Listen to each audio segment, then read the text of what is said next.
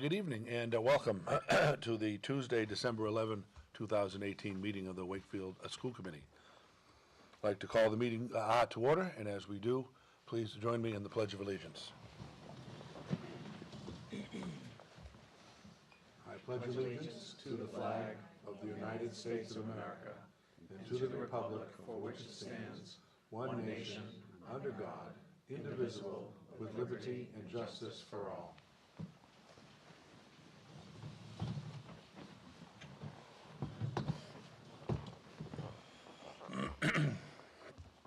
Also, as we start each meeting, the reading of the mission statement. The vision of the Wakefield Public Schools is to graduate students who are confident, lifelong learners who are respectful and caring members of our community. Excuse me. Our mission is to prepare students for college, career, and community by providing rich and challenging curriculum, high-quality instruction, and educational experiences that meet their individual needs and interests. Item number 4 on the agenda is for public comment. This time we welcome any member of the public to speak before the committee on any item that may be on the agenda or that may not be on the agenda. Welcome, say your name and address, and good evening. Susie Veyer, 15 Aborn Ave. I know that the Mass School Boarding Authority board meeting is tomorrow night, but in advance I'm hoping that we can get an update on the high school project.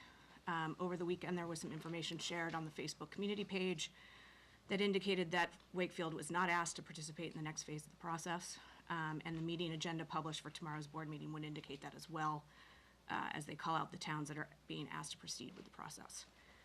While I appreciate this is new news, my hope is that backup planning had at least been talked about, and I'm interested in just hearing if there's any next steps that you guys are thinking about related to this. Greg, I know you're the chairperson for facilities and budget, and for the subcommittee, so I'm interested in hearing, do we have a meeting scheduled for that subcommittee to get together to start talking about this? And if you could share when that would be, there might be some members of the community that would be interested in attending. That's it. Thanks.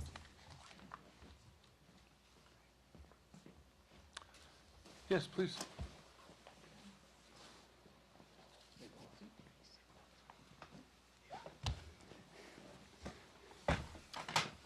I'm Bob Burnett from 15 White Ave. Hi, I'm David Story, 50 Stark Ave.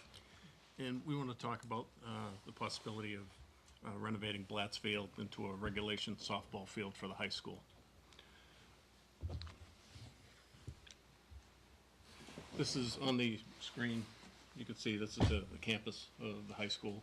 You can see the athletic facilities there. You can catch a corner of the football field with tennis courts, baseball field, Beasley Oval. And in the corner is Blatts Field, which isn't currently being used by the high school. It's not really in great shape. The Little League uses it, but not if they can find anything better.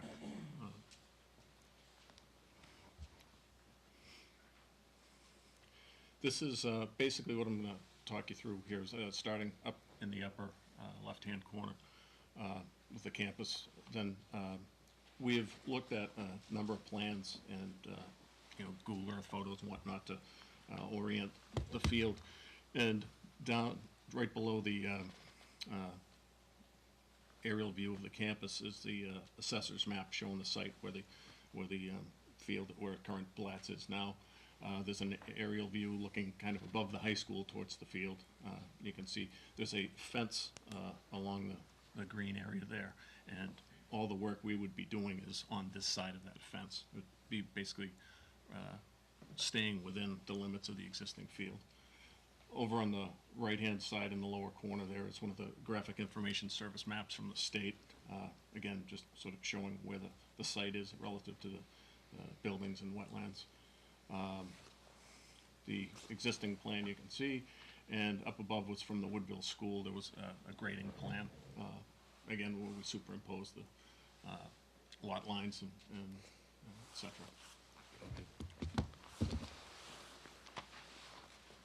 Oops. I'm not sure which way to point, okay. And on the left-hand side, I'm going to be talking about the Melrose High Field, because that's a good example of what we're trying to achieve. In the middle, on the bottom, is the existing Blatz Field. Up on top is what we're proposing as a possible improvement. On the right-hand side, there's just some virtual reality fields. One of them is just a basic field, and there's another one where it shows we have everything from stands, covered batting cages, snack bar, concession, whatnot. But for now, we're just concentrating on getting the field with the dugouts and the fences.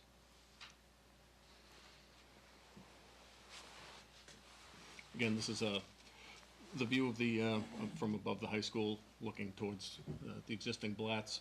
I don't have a pointer. Can I walk in front of here? This is the existing bench areas, which is basically a slab. It's kind of even and hoeing, and some fences that are some benches that are in disarray. And along here is the fence with the green stuff on it. Okay. Well, I'm going to stop standing in front of cameras too. You never know who's watching.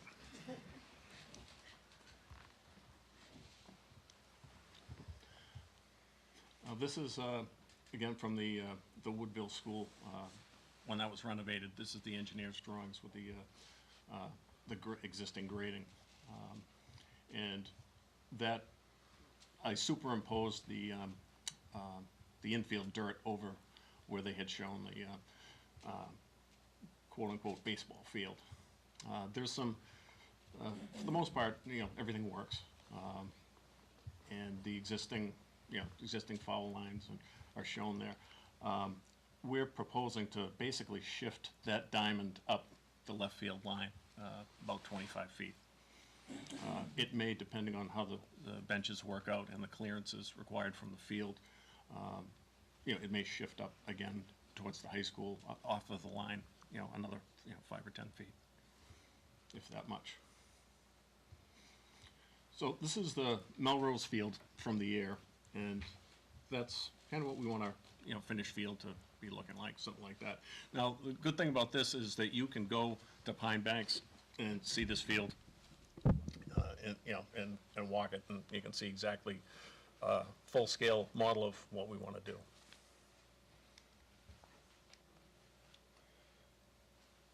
Again, from the outfield, they've got the entire field is fenced in. We wouldn't necessarily need to fence in the entire area, but that's an option. I mean, we're barely in a schematic design phase right now, so we were just trying to fit it on the field. They currently don't have any roof over the dugouts. They just have a fence, and that can work, but you can also install the 6-foot fence and then come back and do a legitimate roof over the thing, or you can do it all at the same time, one shot. The 6-foot fence is a good idea because it might be hard to believe that teenagers would ever stop watching a game while it was in progress, and balls would be flying around. So, but it does happen sometimes. And again, the bench, I like these kind of benches because they got the shelf up on the top, and sometimes that makes a better place to sit. You get a better view. And this is a bullpen that's just farther down the line from the dugout. Just fenced in. It's got infield turf on it, and it's a good warm-up area. We were proposing to have one of these with each, beyond each dugout. And again, that's the Google Earth view of, great. The Google Earth view of the existing Blatz Field. And this is our sketch. Maybe show me how to turn it on.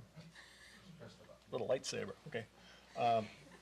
So in this area right in here is the existing diamond, and with the thicker line around it is the new one. You can see we just shifted a little bit here.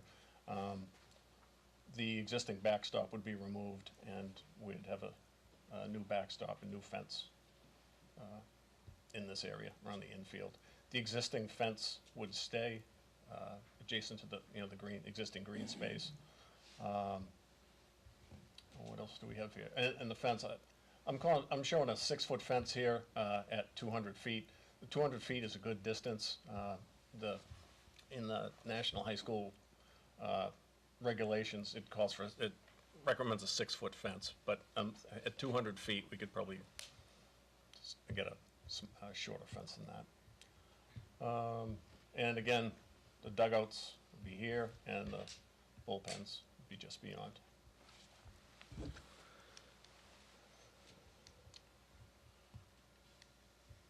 Oops. Oh my. Right, that isn't supposed to come up. There was one more picture, and that was a enlargement of the proposed field. There it is, right, number 17. Thank you.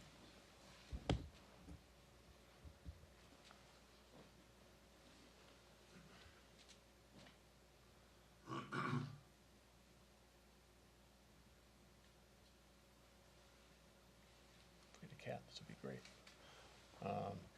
Okay, so yeah, again, it's the new field. We have about, we laid this out with at least 35 feet between the existing school and the fence, so that there's plenty of room for fire department access, in case anybody was interested in that. Again, the existing fence will remain here, and everything around the fencing around the bullpen, dugout, backstop, that's the new fencing, and new fence in the outfield with a 10-foot warning track. And Mr. Barnett? Yes. Would you mind if I made an inquiry? Yeah. And this has more to do with the probably process than the nature of your very good presentation. How much longer do you think that this might be? The reason why I'm asking is because during the public comment period, by our policy, it's not an opportunity to exchange a dialogue between the committee and the presenter. The public comment is really an opportunity to, obviously, you're more than capable of being able to continue, but I would offer the opportunity to have this topic put on an agenda item, an actual agenda, for us to actually have a robust conversation around. And I don't necessarily want to stop what you're doing. I just wanted to be clear that you're really walking through some very detail. I don't know if your colleague had remarks as well, but usually we sort of limit public comment to a couple of minutes, because it's sort of a topic people would like to just put on our radar screen, as opposed to one to have a sort of robust conversation around. Okay, that's fine. So I would offer, certainly, I don't want to cut you off. This is something that I know lots of conversation has gone in. You've obviously done some planning. The last thing that we want to do is not to give an open opportunity to be heard, but as it's not on the agenda tonight, one thing that the committee will certainly adhere to is we cannot engage in a conversation around really anything, because it's not an agenda item. The open meeting laws would prevent us from engaging in a conversation that's not published ahead of time. So I just throw that out there. I would love to have you back as an agenda item for a more robust conversation, but certainly would also be more than willing to give you a few more minutes to conclude. I leave that up to you, and hopefully that's a fair thing, because we want to hear more. We want to learn more. But Dave, I unless you just have want to be something fair that to you wanted what to- your expectations may be as well. Okay, because that was pretty much, Okay. wrapping it up. I didn't know if Other Dave than really looking wanted for the to add. school committee to support our efforts at getting a new field. It's time, it's overdue. Currently, the girls play on a field that's inadequate, and we have the ability to have an on-campus field for the girls to play. And that's what we're looking to do. That's it. And So I have, what I would like to do, what I would offer is that, that any combination of the three or four of us exchange an email or two and and maybe invite you back at one of the January meetings. okay, Fair enough. sounds good. Well, Great. now you know what we're talking about anyhow, so. Thank you. I brought some handouts, because I didn't get them done in time to be included in your distribution, so if you want, I can just leave this Certainly, folder here. absolutely. Look at these. Okay, very good, thank you. Thank you. Okay. Any other members of the public wish to bring an item before the school committee tonight? Seeing none? Okay, we will move on. Item number 5, Student Advisory Council. Do we have our student representatives with us? Ah, yes, hello, good evening.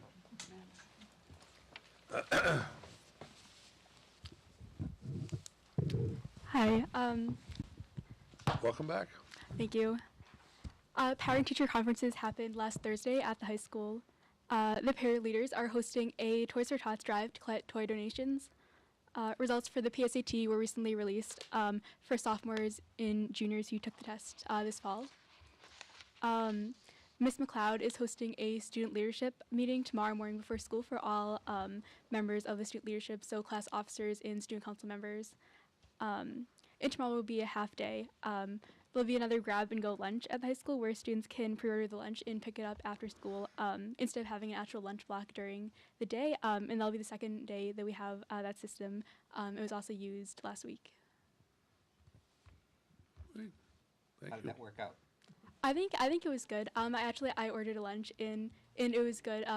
I think that it was better to not have to go to lunch and miss out on class.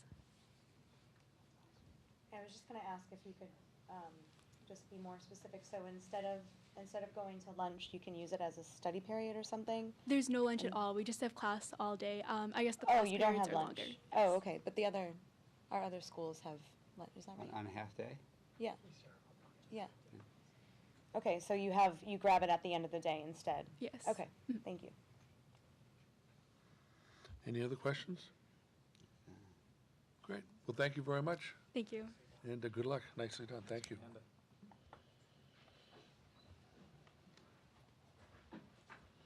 Okay, item 6, the consent agenda. We have a motion. Mr. Callahan. I move that the school committee approve the minutes of the November 27, 2018 school committee meeting as presented. Is there a second? Second. Discussion? Seeing none, all in favor? Opposed? Passes unanimously. Business items. Business reports. Our business administrator is at a state training, so is not with us this evening. But the business items, the business reports rather, are in our material. I would certainly offer, as I'm sure the superintendent would, anyone has questions or concerns, don't hesitate to send the superintendent or the business administrator an email in light of a actual report this evening. Moving on to 7B, payroll warrants. We have a motion. Move that the school committee approve the payroll warrants 18, 20, and 22 as presented. Is there a second? Second. Any discussion? Seeing none, all in favor? Opposed? Passes unanimously. Item 7C, we have a motion. Mr. Callahan. Move the school committee accept with gratitude the donation of $2,014 from the Wakefield Memorial High School dance team for the JV dance team coach for the 2018 fall season. We have a second? A second. Any discussion? Seeing none, all in favor? Opposed? Passes unanimously.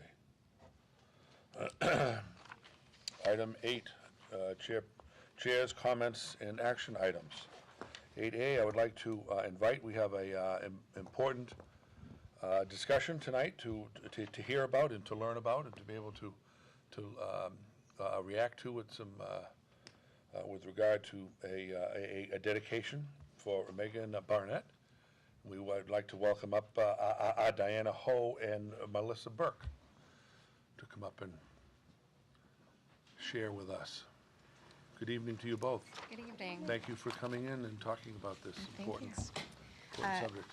So again, I'm Diana Ho, and I'm the librarian at Wakefield Memorial High School, and this is my colleague Marlisa Burke, who is in the Health and Life Skills Health and Department. Life Skills She Department, which has struggles. changed names a lot, so I forget the name of it. So in the 2018 Wakefield Memorial High School yearbook, Megan S. Burnett chose the following quote to rest alongside her portrait. Quote, "Strength doesn't come from what you can do. It comes from overcoming the things you once thought you couldn't," end quote. Megan was a shining light in her school. She was involved in many activities in our community, from the marching band to softball, to being a diversity leader, just to name a few. Megan lived her life with a profound sense of wonder and a dedication to making a difference in the world. It is with this sentiment that we hope to dedicate the Wakefield Memorial High School Library Makerspace in her honor. Makerspaces are places where students can create, discover, improve, plan, change, and make a difference in their school community and the world around them. As part of the diversity leader class, Megan and her classmates regularly use this space to help prepare for diversity leader visits for the freshman and sophomore classes, and to prepare to present at the Anti-Defamation League New England Conference. We cannot possibly think of a more positive example of a maker than Megan due to her dedication to inquiry and service. We would like to create a vinyl design on the Makerspace wall and also etch the logo into the glass of the Makerspace door. All of these products can be created using Makerspace materials. The diversity leaders have been looking for ways to honor Megan's legacy, and we hope that this might be a project that brings them joy and peace in their loss.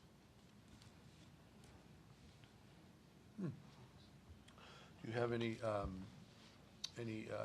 details with a timeline or any sort of proposal that you'd like both the school committee and the administration to consider moving forward? This is certainly something that is certainly entirely well received and quite appropriate, that's for sure, within not only the school community but the town community as well. But are there next steps that you have in mind or would like to share? Sure. So we did receive initial permission from both the Burnett family and our principal, Ms. McLeod, to move forward with it should the school committee choose to allow us to do this.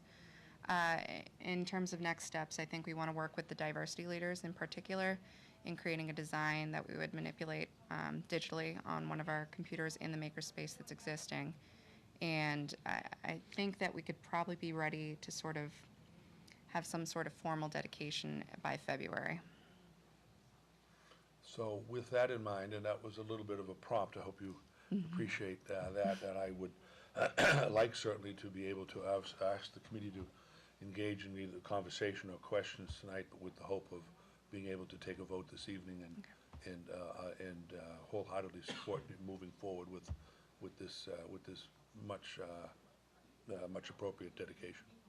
So members of the committee for questions or thoughts. Mr. Callahan. I guess I'm just not clear on what a makerspace looks like. So- Is it an alcove or? So our makerspace is in the existing library workroom, which was just a place where we used to store old magazines like National Geographic and just sort of That back room Yeah, behind so the a back room, circulation so- desk? Okay. It's been mostly cleared out, and since I started working in the district, and it's just a large room, and right now it's being used by a lot of different areas within the building. It's a wide open space where you could do large artwork. It's a space where groups can meet. There's a 3D printer back there. There's just a lot of educational technology that's back there, and it's meant to serve the entire building and sort of helping students finish their products and create polished work for their classes. Does it kind of fall under the art department or? It's a very interdisciplinary space, so any discipline within the building could utilize it in some capacity, and they would do that through working with me. Yeah. I think, Chris, it's falling under kind of STEAM spaces. Okay. You know, and so we have a maker space at the middle school, and our elementary schools are creating small maker spaces as well. You know, and so just to add to, I think, Marlisa and Diana's words, you know, the diversity leaders that Marlisa works with and Diana are really remarkable teacher leaders who I think, you know, just bringing this forward, I think could not be a more heart-filling, honorable thing to do. And we're tremendously grateful, and the administration, I can share, supports this wholeheartedly. And, Well, I certainly don't want to No, come no. off like I'm against it. No, but no, the, I I just just wanted- want to understand it, that's all. yeah. Effectively, it's just a large room where you can get a little bit messy and make big projects. And- Yeah, yeah. And for example, I was just saying, my child development students, one of the projects I've been doing for years is that they have to create a homemade toy, child's toy, and I'm like, oh, they do part of it in class, most of it at home, and I'm like, that's it, we're going to the makerspace. And that's where you can find all your random items to make your homemade toy, and, you know, so something as small as that. Yeah. Yes, Ann? So, is there a sort of a cost associated with the preparation of the space and the dedication of it? And So, I don't believe that there'll be any additional cost other than the items that are paid for through the library supply line in the district. So all the vinyl lettering can be made using this machine called a Silhouette Cameo. And effectively all the work and labor and materials are already covered. We just sort of need the permission to move along with it. Yeah. so the permission you're asking is just from us to say it's okay to dedicate it to? Yes. Correct, to yeah. Megan? Correct. Okay. Yes, Greg? So maybe make a motion? Oh, yes, please, Okay, certainly. all right, so, move that the school committee, endorse the, dedication of the Megan Burnett Makerspace at Wakefield Memorial High School. Second. Further discussion? Seeing none, all in favor? Opposed? Passes unanimously. Thank you. Thank you again very much. for bringing this forward and for all your colleagues for making this happen. Could you bring very us back important. some pictures when Sure, it's done? absolutely. We'll invite you to the dedication. Yeah. Invite us to the Thank you, dedication, yeah. there you go, that's wonderful. Thank you so much. Thank you so much for doing this, that's great.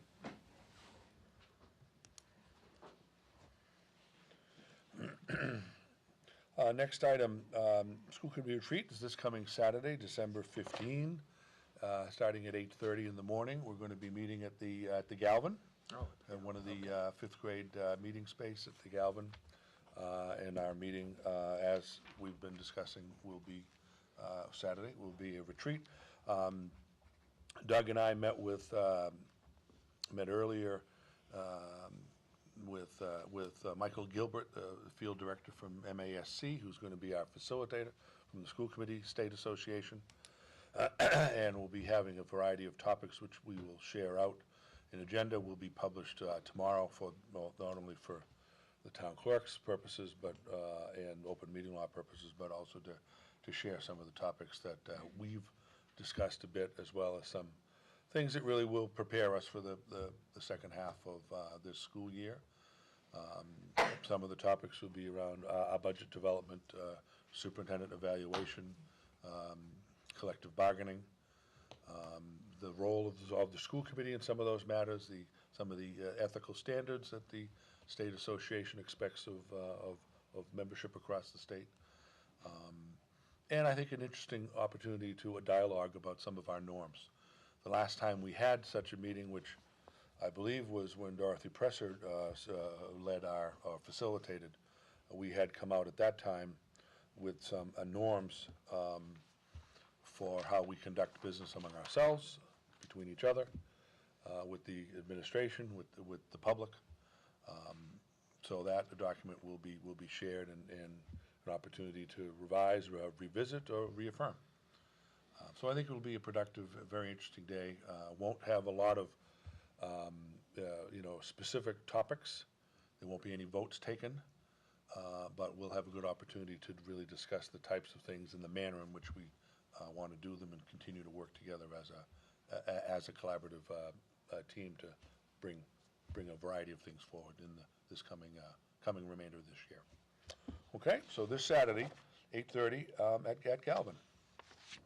I have a quick question. Yes, of course. Are we going to get some sort of agenda, just so that I can feel, I personally just want to feel a little bit prepared, in terms of things I might want to do, some work Yes, ahead of time? there'll be an agenda published tomorrow. Great. Yep. Thank you.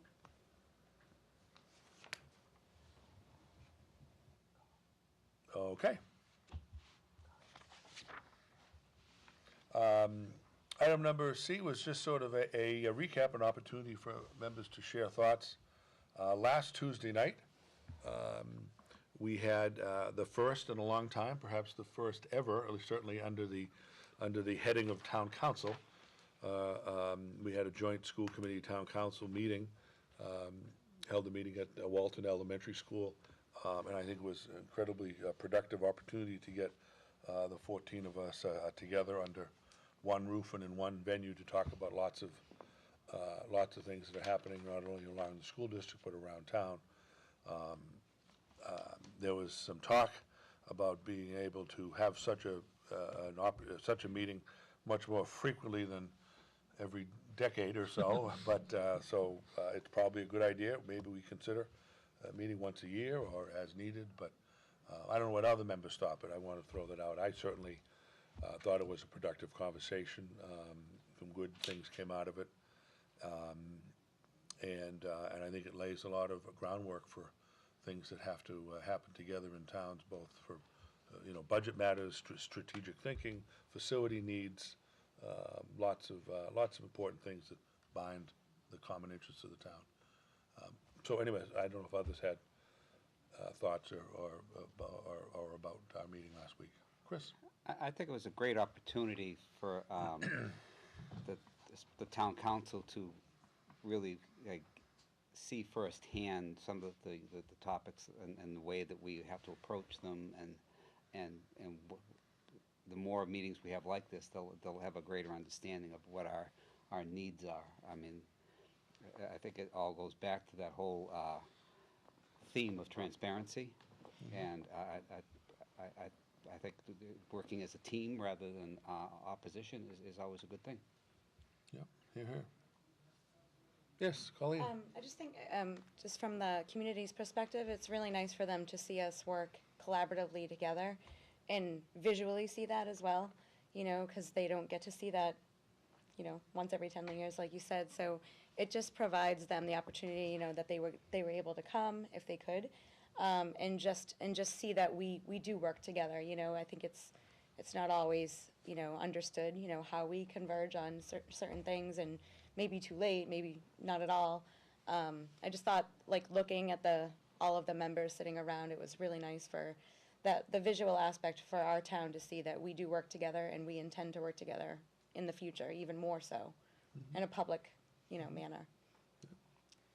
That was clearly the intention when we had the notion to pull things together, that we do work together more often than the community sees, and the ventures and things that we've had some very good successes on in the last half dozen years have really shown that. So it's only more positive.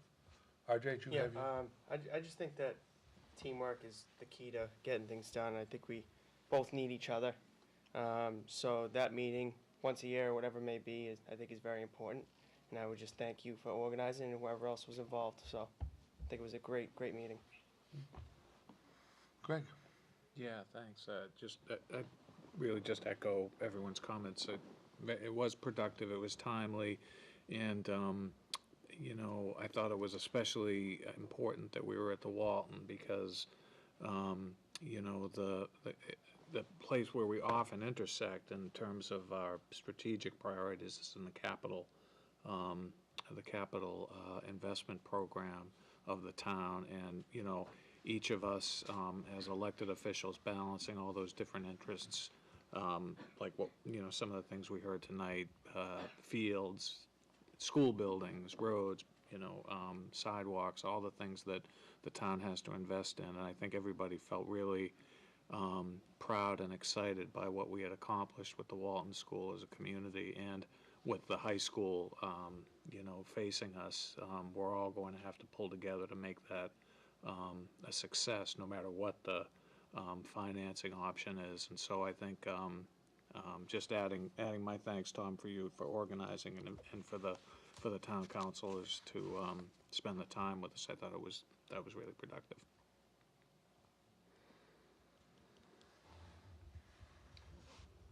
Okay, moving on.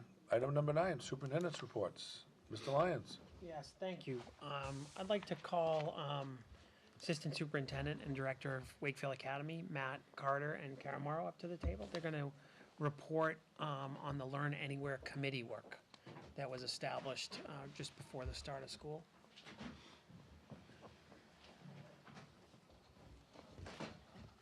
Right, good evening, everyone. Thank you so much for the opportunity to be here tonight.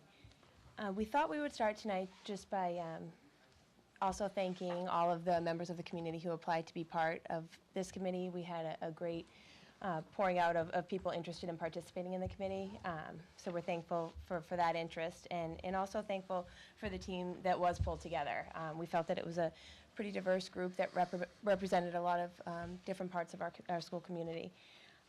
So I'd like to introduce them by name. The parent group included Melissa DeAngelis, Amy Lehman, Manu Baez, Susie Vayer, Marion Cohen.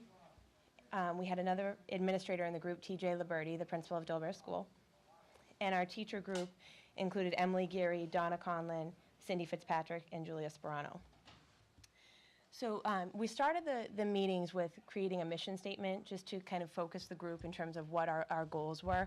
And that mission statement we pulled together stated that we were there to connect stakeholders from the district to create actionable steps and improve the Learn Anywhere project for all students. We felt it was important to just focus on that as a group and know what we were all there to work for. In addition to that, we also set norms that we abided by each meeting.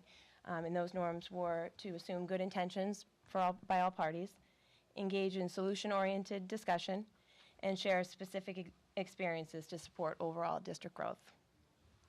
Overall, I'd say we were a very highly functioning committee. I think it was respectful. People had differences in opinion, but there was a lot of listening, a lot of exchange of dialogue, and I think Matt and I pretty much served as facilitators for the group, and just tried to support where we could and identify trends where we could too. So that's what you'll see tonight. We're going to go through the areas we identified that continue to be positive and areas that we recommend continued discussion around. So, there are a couple of slides that use the word recommendation, and by that we mean continued conversations with school committee, with district administrators, and among teaching staff to continue to move the program forward. So the next slide. I'll just, this slide speaks a bit to the process. I mean, I think as you're all aware of this process, but I'll speak to it for people who are watching at home or are not aware of how this all unfolded. So basically, at the June 26, 2018 meeting, the school committee approved another 2 years of the Learn Anywhere project in Wakefield, which would total 3 years for a pilot after a year of implementation last year.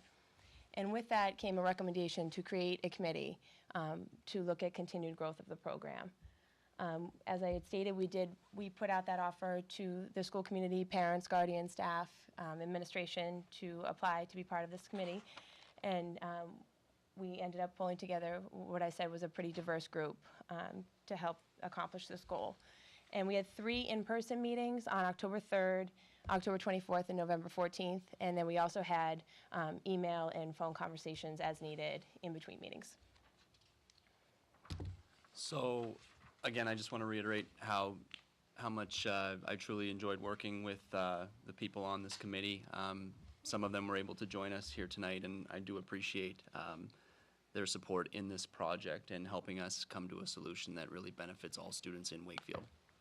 So, I guess before we can really go forward, I think it's important to kind of go back a little bit and really look at some of the information that we collected, which led to the creation of a subcommittee. So I know the district in June released a survey to students, parents, and teachers. And in that survey, they asked questions, and we're looking for feedback around the program in its entirety. So what I have done here is I pulled 5 questions that were similar in nature that were asked to students in elementary, middle, and high school, as well as parents. And what I did was record the percentages of people that strongly agreed or agreed with the statement that's listed on the left-hand side. So I think in looking at this, you can see some of the areas that I think that the school committee was looking at and trying to get more information on. It's also, in looking at these numbers, something that I myself would want some more information on to see how we could really move this project forward. Especially, around number 4, in terms of making these assignments interesting for all students, right? We want to engage students on a high level. We want to make sure that they are being challenged, and we want to make sure that they're actually enjoying the work that's being put in front of them. And maybe for some of our students, enjoy maybe is a stretch of a word, but they want to feel as though they are doing something that's leading to an end goal. And I think maybe that's maybe the language for some of them. It's also important when looking at information like this to highlight kind of even within our district how our students feel. So if you look at question 2 around feedback, it's interesting to note that at the middle school level, 87% of our students felt as though they received feedback on how they did on this assignment, whereas at the high school, it was a little lower than that.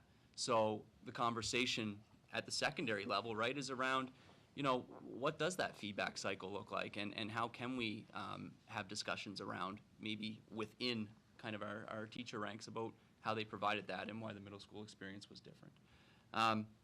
It's just something to note for the committee and just for the public to look at. So again, I just want to say that when I look at data like this, it's important to kind of strive for a percentage. For me, I'm always looking for about 80% or above.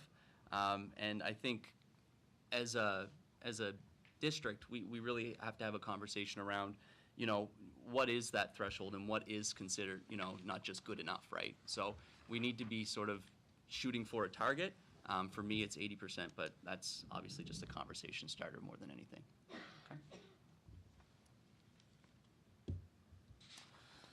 So in looking at the survey data, I thought it was important to also go through the commentary.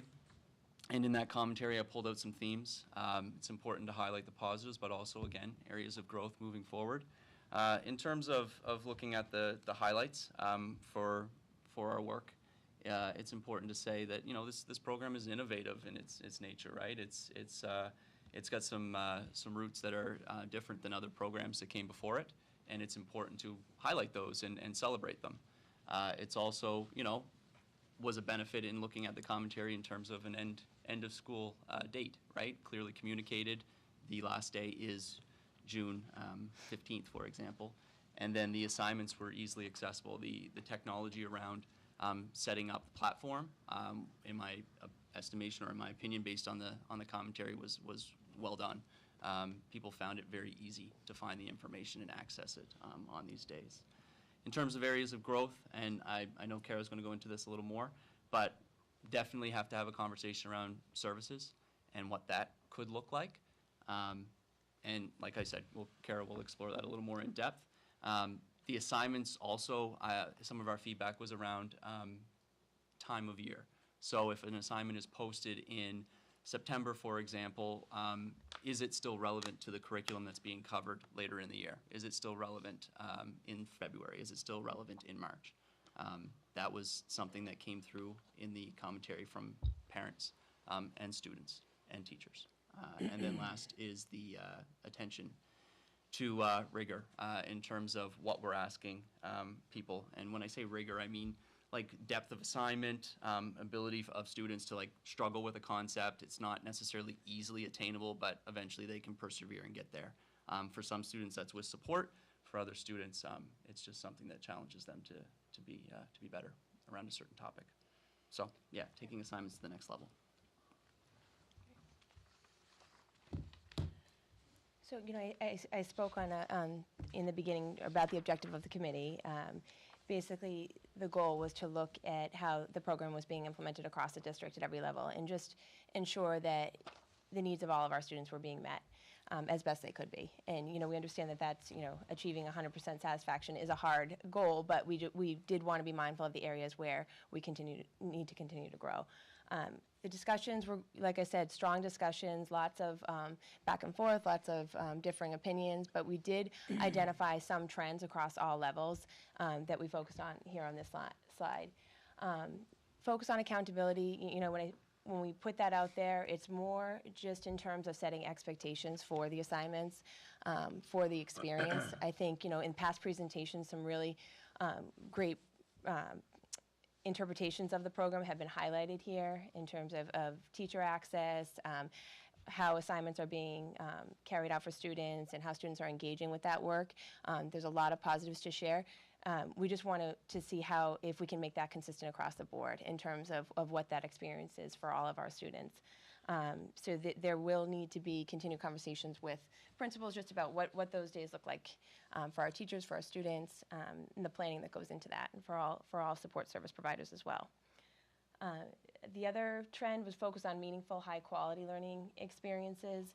I think a lot of the conversation around distance learning is really making the experience substantial when we're talking about, time away from the classroom, time away from peers, that we really want to be thoughtful on what those experiences look like for students. And I think we all can get behind the idea of learning taking place outside of the four walls of the classroom, but just continue planning on what that can look like for all different levels of students with all different learning profiles. And then the clear communication and student accessibility, that's just another piece that we want to explore further, just what is realistic, what is meaningful in terms of teacher contact time for students to reach out on that day if they're having difficulty with an assignment, or if they want to take an assignment to the next level, or if they have an idea about an assignment and want to run it by their teacher, that we're making sure that we're providing those opportunities for them throughout the day and being clear on when that can happen. So Learn Anywhere came with some documentation kind of around it. I think that, I know we view this as an iterative process, so year 2 should look better than year 1. And how can we make it look better, right? And how can we be clear in terms of what that means? We definitely need to go back into that documentation and update it, right, with what we've learned. And I know that that documentation to a certain degree is being shared with other districts around our framework and what we've set up. And I think we owe it to everybody just to be as up to date as possible in terms of what our experience was and how we have made shifts and changes to improve this for all students. One of the things we talked about a little bit was the assignment examples, being able to kind of post and talk with colleagues about what that rigorous, high-quality sort of assignment could look like. And that led to a discussion around shared folders. And I know that that work, to a degree, is being done at the elementary level. I know that they have explored dashboards being used through, let's say, grade 3, where a student in grade 3 at Walton, for example, and a student at grade 3 in Greenwood would end up with a similar assignment. So the experience at those two sites for two different students would be similar in nature. And I know that that was something that came up through our commentary from parents and feedback that, it was looking different. The experiences were looking different. So as a group, we definitely talked about how we could make it a little more similar across the board. So that's something that came out that I think we should continue looking into. And then clearly the surveys. That's what really gives us information, and I cannot stress enough how important it is. I know when these come across, it can be really easy to delete them or not fill them out, but these are information pieces that we truly use, that we dig through, and it helps us really respond to everybody, and it allows us to take everybody's voice into account and have a true discussion around this program, but other programs. So, not that, I want to plug everything, but when Wakefield Academy sends you a survey, fill it out, right? When Learn Anywhere does, you want to do the same thing. So anytime you can give us that feedback, it's definitely something that we use to grow as a district. So as our conversations unfolded, we did feel the need at points during the process to separate into levels, with the elementary level focusing on certain specifics, and then the secondary joining together to focus on specifics for those levels as well. So we broke down the recommendations for continued conversation at each of those levels that we'll go through now. So in terms of the elementary, there was more conversation. There was a lot of conversation focused on differentiation of assignments, offering choices, varied assignments, meeting students where they are instructionally, as well as who they are as a student. I think one of the struggles at the elementary level is that many of our students are learning how to be students. They're learning how to initiate, how to engage, how to complete a task. That can be challenging for a lot of students. So I think what parents are looking for is more choice, interest-based options for their students. We did have some strong examples from some of the teachers on our committee of ways they've offered those choice boards. And again, we're trying to highlight exemplars and then promote, seeing if we can expand those practices across the district so the experience is strong for all. You know, the struggle, I think, for elementary parents today is they are looking for less computer-based options for their students. I think, you know, I'm an elementary parent as well, and I think the screen time debate is one that, you know, we're all struggling with. So I think there is an interest in offering options for activities or assignments or projects that are less focused on the computer, things that can develop their skills in other ways. The teacher access piece is huge, just whether it's interacting by video or email response. That's a piece at the elementary level that is hard to replicate. You know, our teachers are so valuable at every level, but even more so as our students are learning those skills to engage within the school setting. So that did come up as a piece to consider. Also, the piece around specialists on days when students should be engaging in the arts or PE, health, there's interest in exploring more opportunities to integrate those content areas into ELA or math in some way. So again, that takes a lot of collaboration and planning among the specialists and the general education and special education teachers as well. And we talked about the option too, just parents, you know, our elementary parents are very much part of this process for their students. The independence levels for this group isn't as secure as it is at the secondary level, so we really need to acknowledge that and the fact that the parent does play a role in this work at home. And we thought, you know, as a future effort, it might be helpful to work with parents in either Parent University as an option or other ways to reach out to offer ideas and suggestions for making this experience as positive as possible. So we've divided the recommendations up based on elementary and secondary. I think when we entered into this work, we were really looking at it holistically in terms of what we could be doing. But as the conversation kind of went on, we realized that maybe we need to be looking at this differently. Maybe the two are not similar in nature. Maybe the experience is a little different. So that actually was sparked by one of our parent committee members. So much so that they, after the first meeting, they gave us a phone call to talk about how much they really felt that was kind of the direction. And I have to say I agree.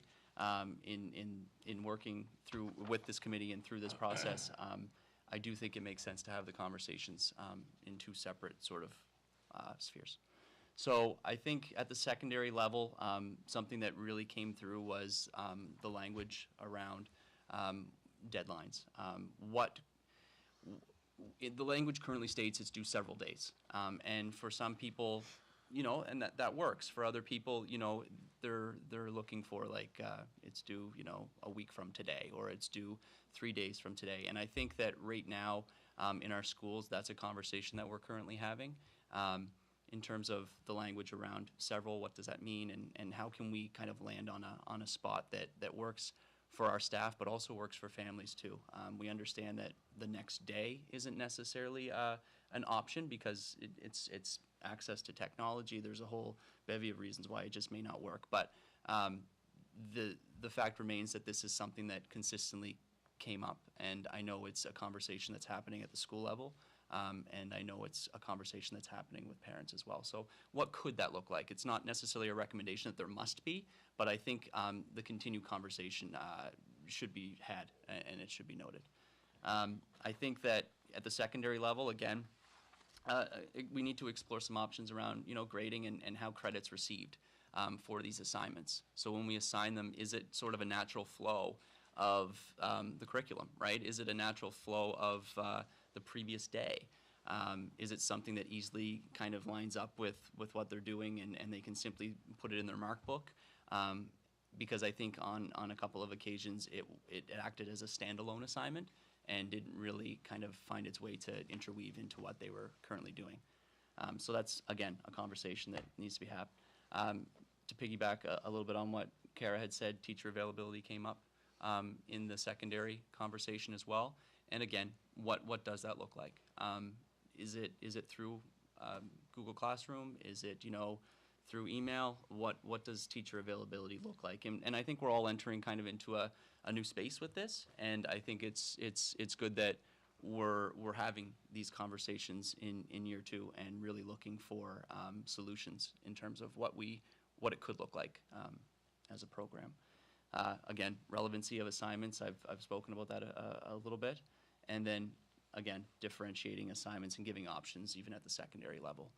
And I know that this work is happening. I know we had a PD day earlier this year that was centered around Learn Anywhere, and I know that the conversation from that PD day was around how do we differentiate assignments for our students to be successful and access the curriculum on days when they're not in school.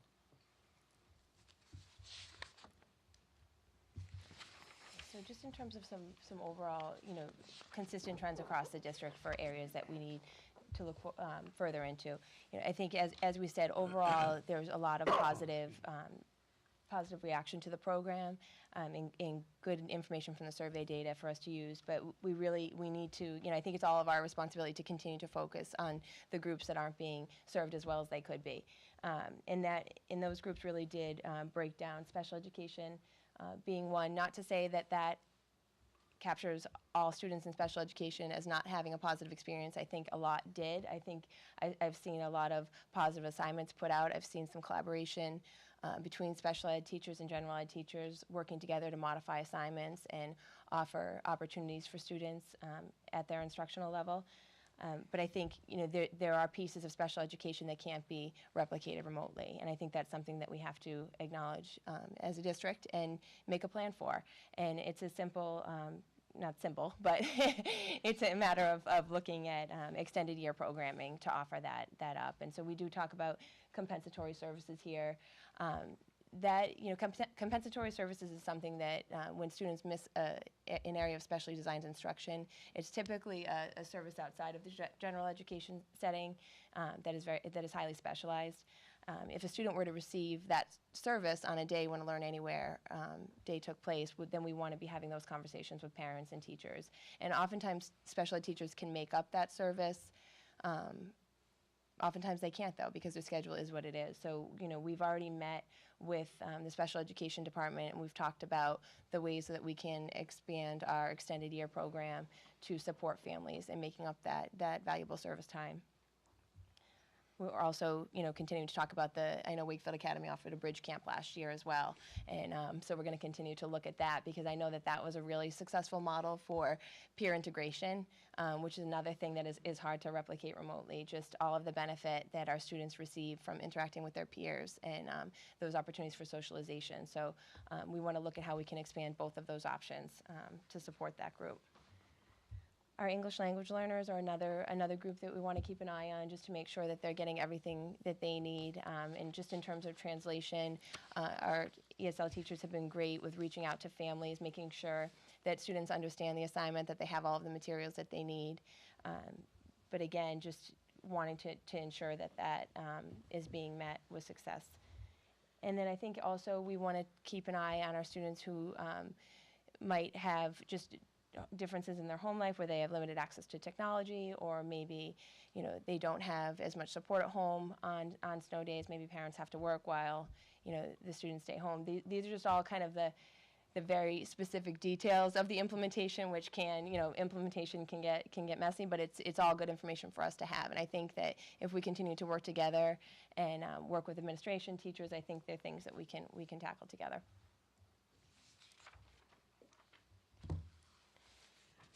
We thought it would be helpful for the committee too to just highlight some of the things that have already taken place. The committee got off the ground in October, and kind of simultaneously we shared where the conversations were going with building administrators, just so that they could then communicate with teachers, just so everyone was in the loop in terms of knowing which direction we were hoping to move in terms of growth of the program. So we did. All of the schools successfully launched a Learn Anywhere trial. They didn't all happen on the same day, but they all took place before Thanksgiving break. And it was just an opportunity to assess the technical aspects of the program, whether or not people could find the assignments, log on. So overall, that was met with success. All the schools participated. Matt and I have met with Doug throughout the process. We've sent summary emails to all of our administrators just to keep them in the loop on some of the talking points that were coming up, so they could then talk with staff, address some concerns, and in particular, kind of set the stage for the October 5th Professional Development Day. That was just really valuable time where we had teacher groups able to get together to start some of the planning for this work for the year. As Matt had mentioned earlier, the elementary level started a system for sharing folders so that cross-district sharing could take place at each grade level. I think that still needs some more attention. The folders are there. Are they full with assignments yet? No, I think that's something that we're going to continue to work towards. And then, as I mentioned too, Matt and I have had some meetings with the special ed department, with Lynn O'Neill, special ed administrator, just talking about what this can look like if our students within special education are missing services on Learn Anywhere days. And we've had some pretty productive conversations, so I'm hopeful about that. So the trial, we put out a survey just to kind of gather some information. It was not long in nature, just kind of general logistical pieces that we wanted to make sure everybody knew about. So overall, it was very nice to see sort of where we were at the elementary level. The secondary level surveys did not have the same level of responsiveness to actually include reliable data in this presentation. I will say the information we had was overwhelmingly positive, but just for the sheer numbers that we collected, it just wasn't right to actually include it as a reliable source. So. Excuse me, Matt. So these questions are from elementary, or This was- responses rather elementary only? Elementary parents, yes. Okay. Yes, good question. Okay. Let me take the first two, and you take Yeah. the second. So in terms of our next steps, I think this was a lot of information tonight, presented a lot to consider, a lot to continue to talk about, which is exactly what we're hoping to do, to continue the conversations at the building level, because I think as we had mentioned, there's a lot of great things going on, and it's just taking the time and the space to explore how all of the teachers who are doing this share, collaborate, provide exemplars, provide best practices, and just continue to move in that direction. As I also said, to continue to expand inclusive extended year programs as well, just to keep in mind that those days of structure and providing support services for students are very important to many of our families, and that we want to continue to make that an option. And just the last two, we're going to continue to seek feedback on this program. It's transparent. We want to be transparent with what we're doing, and we also want to be accountable to the families and the students that we serve. And then the last piece is just about really formalizing some of these revised documents and being able to share them. Again, transparent and accountable to everybody. So I guess as the last piece, thank you for listening to us. I know it's a lot of information, and just thank you for the opportunity to lead the subcommittee. I know it was an enjoyable experience for both of us. So It was. I think at this time, we want to allow anyone that was on that subcommittee, if they have something that they wanted to add that we didn't cover, this could be a time for you to do that. And we'll stay up here to answer questions at the Yes. end as well. Yeah. So we'll slide down. Please. So again, Susie Bayer. So I was a pretty critical voice on the Learn Anywhere vote, and so I was really just glad to be included on the committee, so thank you. And it was really great to sit and hear different perspectives from parents, from teachers, from administrators, and I really sat back and kind of listened in that first meeting. I was actually that person that made the phone call to these guys right after the meeting to say, oh my God, it's so different for elementary school kids than it is for middle school kids. I just didn't have any idea because my brain is all on middle school. So that was really helpful just to hear everybody's perspective. And I really enjoyed hearing from the teachers and the other administrators because their perspective is really different also. And so I think my big takeaway was, I think with some specific but not significant changes, it feels like we can really address some of the concerns. And really what it was is getting better at communicating expectations to students, to teachers, and to parents. And if we're just clearer about how this is going to work and what to expect, I think you're going to see just satisfaction levels really rise.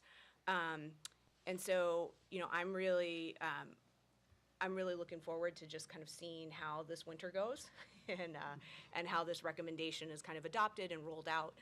But I was really pleased to be a part of the committee and felt like there's a real opportunity to make some pretty, you know, big changes without anything feeling like it's big and heavy, right? It's very much about communication and consistency and just being clear. So that's my input.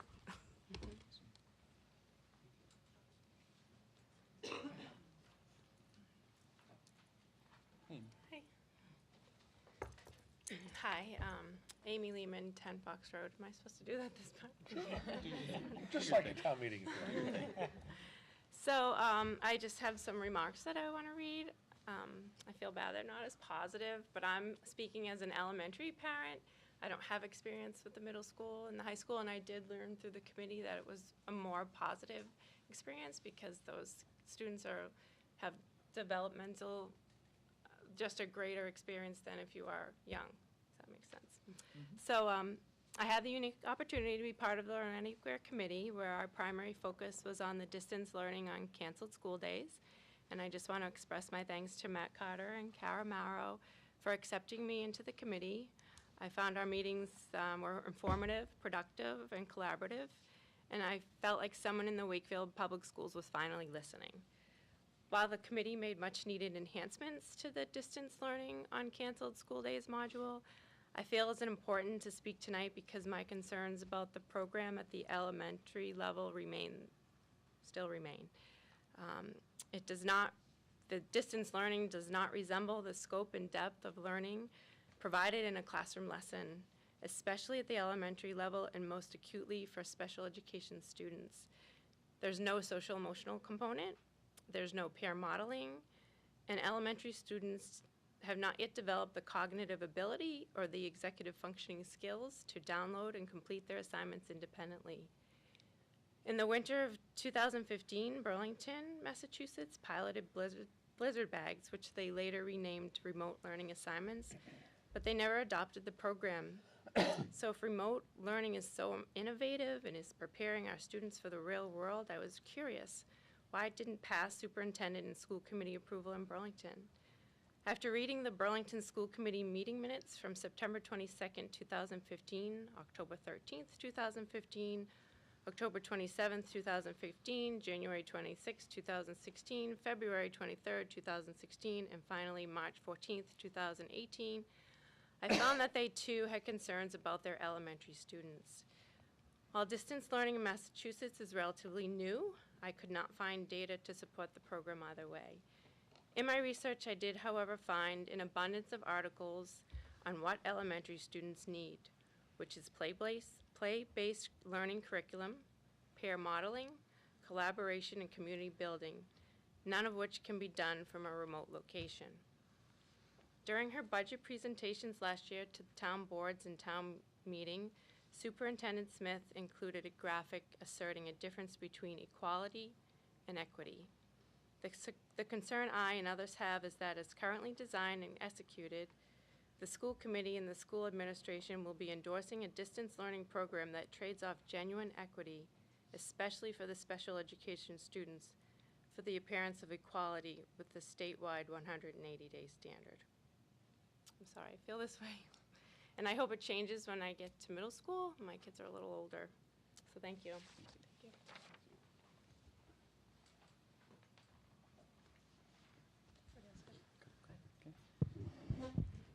So we're happy to open up to questions. Yeah. Anyone If the else? committee has any questions? Comments? Okay. Members of the committee? Mr. Callahan? I'm very happy to see, the things that were glaring to me are clearly addressed in what you've been working on with making sure that the assignments that are given were not thought of in September and then just thrown out there that maybe have no relevance to what you're doing this week. That was big. I still think the program needs to reinforce with families that the volume of work that the students receive shouldn't necessarily be equated to a regular school day in January. It should be equated to what that June 25th day of work might entail. And I think with whatever we do in the Learn Anywhere program is going to be far and above the movies we watch at the end of June. And I just think that as long as there's clear expectations and a clear set of guidelines that for the teachers to know what the assignments need to include and how they need to be counted, and what the expectations are on due dates. That it's each grade level, whatever, has a clear set of rules that it shouldn't be different from classroom to classroom. And I'm glad to see that you're really kind of working in that direction. Greg? Thanks, Tom.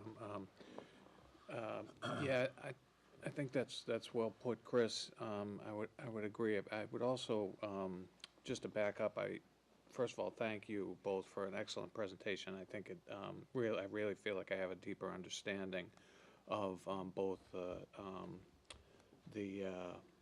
as you said, the positives, and then the challenges or the negatives, the places where we need to grow. But I also want to make sure to thank the parents, Amy and Susie and all of the other parents and teachers who have participated in this. I mean, I think it's worth reminding ourselves that this is a pilot. This is an innovative program. We haven't done anything like this ever. Not many school systems have, maybe none has. There are bound to be places where we know we've got work to do. I was really glad to see the Professional Development Day devoted to this. I think that's clearly looking at, the areas of growth, the special education, the ELL students, the aligning with the curriculum, and the feedback and the challenging nature of the assignments, all things that professional development should address. But that question I think that Amy brought up is a good one, which is, I guess one thing that Amy talked about that she didn't mention, which is what I think also elementary school students need, is they also need personalized learning and differentiated instruction. So there's an inherent tension, right? I mean, this is a tension that's in the classroom every day too, between equity and individualized learning, right? The teachers are constantly trying to reconcile standardization across the district, right, or at least across the elementary and then across the secondary, versus the real unique opportunity to do personalized learning with these assignments. Can you talk a little bit about maybe how the teachers wrestled with that around Professional Development Day and how that is a central challenge in going forward around this? Do you want me to take that? Yeah. Go for it. I mean, I think, I have not gotten into, specifics in terms of exact assignments at every grade level, but I know a lot of the conversation was around, I think, increased collaboration, so you could get more opinions and ideas about what could be accessible to different populations of students. Yeah. I think, for the elementary level, it is challenging in terms of the home-based piece, because I know the realities of our elementary classrooms these days are, our students are more and more complex. They're coming in with needs probably greater than we've seen, just in terms of fine motor skills, executive functioning skills, anxiety, attention, learning deficits. So those are the challenges that our teachers are facing every day in their classrooms, and just in terms of how they're using support. So I think for them, looking at these days as opportunities to allow their students to engage in things that might be personally very interesting to them or engaging to them, things that they might not be able to fit in during a typical school day or a reading block. I think that interest-based piece is so huge. And when I think of June, what June days look like, I think of culminating activities, tying the year together, project-based learning, getting kind of veering off from your standing learning experiences. So I think the teachers are thinking about that for their students and how to engage them so that it's not replicating, a homework session or something that the student who has learning challenges struggles with every day in the classroom and then has to do more of at home. It might be an opportunity for that child with a learning disability to do something more in their wheelhouse or their skill set where they could thrive in more of a project-based component. So, I mean, that's the way I'm kind of thinking about it. I think a lot of the teachers are thinking about it that way too, not to speak for everybody. But, you know, I think if we kind of shift our mindset in that way to be looking at it as an opportunity. Right, so the equity model becomes one where the students, you know, the younger students obviously need more. Yeah. And then among that population of younger students, the elementary students, the students with, you know, IEPs or the English language learners, then need, you know, it's applying that equity model to the Learn Anywhere program, which, you know, when you start to think about it and articulate it, you realize how challenging this is going to be. Right. And so it is going to take time.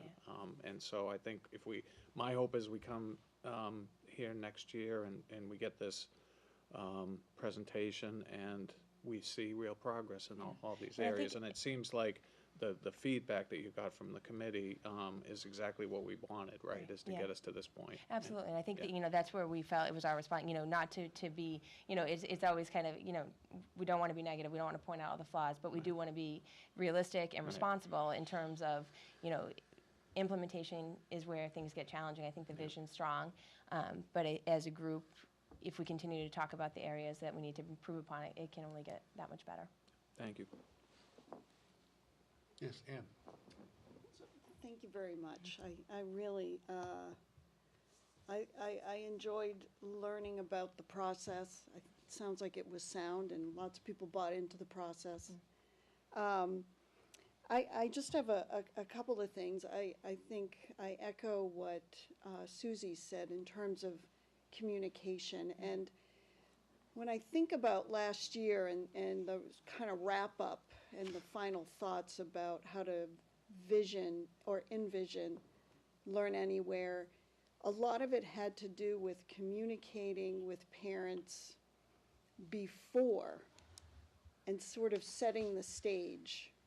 Not just about the logistics and the particulars, but just setting the stage in terms of what is learning or what sorts of learning can take place out of the classroom, and letting the parents know that this happens all the time.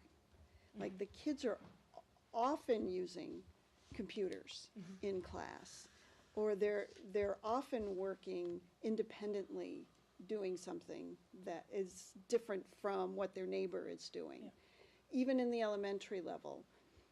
Because I think sometimes we think of elementary in particular, or school, what it was like when I was there, you know, which was lined up desks, worksheets, and kind of rote sorts of memory. And I know intellectually, you know, it's different, but I really don't know what it looks like. And I think it'd be helpful for the families and the caregivers to kind of just get a broad perspective of what actually happens in the classroom relative to how Learn Anywhere would look. Because then I think it might help with some context. The other thing I was just thinking about and was looking through as I was listening, so I was multitasking, I was trying, is thinking about universal design for learning and how that might be a real valuable, not just a tool, but also a good way to communicate to parents the ideas of removing barriers, right? Because UDL is about sharing information and getting information to kids using multiple methods. So, you know, students aren't just taking a test, they also can do a project, or they also can do a presentation. You know, it's allowing them a lot of flexibility. And sort of those concepts, I think, would be really helpful. I'm sure lots of teachers utilize it anyway, but I think kind of thinking of it as a framework to then share with families, you know, how we can, or how this is going to be implemented on a Learn Anywhere day, I think could be helpful. It doesn't necessarily have to be UDL, but I'm just trying to provide context. I think that for families. I also just want to think about this. I mean, this is a ton of work you're doing, and I know people think of this as, what do you do when it's snowing out and you don't go to school? But this is bigger than that. This is just utilizing learning opportunities where they are and where they're present, and sort of meeting them at that time. So, it's a good way to make use of a snow day, so that we can all have a sort of set day that we don't have school. But, we're utilizing these concepts in lots of different ways as well. So sort of expanding the conversation beyond the 2 or 3 snow days we have, which is more normal. I mean, I think last year was really wacky with 6. I mean, that was nuts. And it was probably, in hindsight, a really good year to do Learn Anywhere, because, man, you're going to see all the cracks and the kinks, like, in 6 days worth. Yeah. And finally, the last thing is, I was looking just quick at the survey data from the 5 questions that the elementary kids responded to, middle, high, and the parents. And it looks like, I don't know why, but the middle school kids just had a little bit of a higher strongly agree percentage than the other schools. And I just thought it was sort of noteworthy, like, We thought so too. Yeah. what are they doing? That's where we want to ask, and so I think it's to really break down at every level, just, what were your highlights? What are the things that you're doing really well? Teachers, who had really great feedback from parents related to assignments, please let's share that out. And so I think a lot of this information will serve as conversation starters. Yeah, we have a wonderful opportunity to network. Our district is not that large. Teachers, are in contact with each other a lot. Yeah. I think at the district level, kind of planning out what it could look like, right, in terms of those conversations. And I think from my perspective, not having experienced it last year, I'm interested to see, what that first day this year looks like, right? To see what pieces we were able to iron out at the school level and what conversations we still need to have. Because, year 2, right? You're not going to have everything in line. But I'm sure there are a few things that we've been able to find solutions to, and that families will be appreciative for. Yep. Look at Susie as an example, and we can continue to work together, in finding more solutions down the road. So I guess for me, I'm hopeful, but again, like, I need to really see it first in order for me to really jump on board and know what's going on. Yeah, but good work. I appreciate all of the effort. Yes, Amy? Thank you so much for the presentation. I agree. I do feel like last year, when it needed to be approved, people were confused. There were lots of questions. And I think that we're already better off because there's so much conversation happening between parents and teachers and students. And I just think it's a great start to, maybe having to implement this Learn Anywhere depending on the weather. So I'm hopeful as well. So I thank you for all your hard work. But I do have some questions. How many participated in the survey? Like across the board, did you have the same number of students, teachers, and parents? Which survey? The one in June? Yes, the one in I don't June. have the exact numbers, but it was, in terms of students, it was around 200 or so. Okay. In the elementary level. Middle school, there was more. Okay. And then the high school level, there was a little less. So What I wanna about say with the around 150. parents? Parent feedback, we had quite a bit. Okay. I want to say we had about 250 responses. And that was on all levels of? All levels, Okay. across the board, which still is not necessarily, Yeah.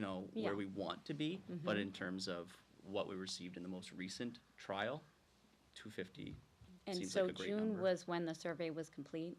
Correct. And there hasn't been another survey since? So June was the feedback survey on the pilot year. Yep.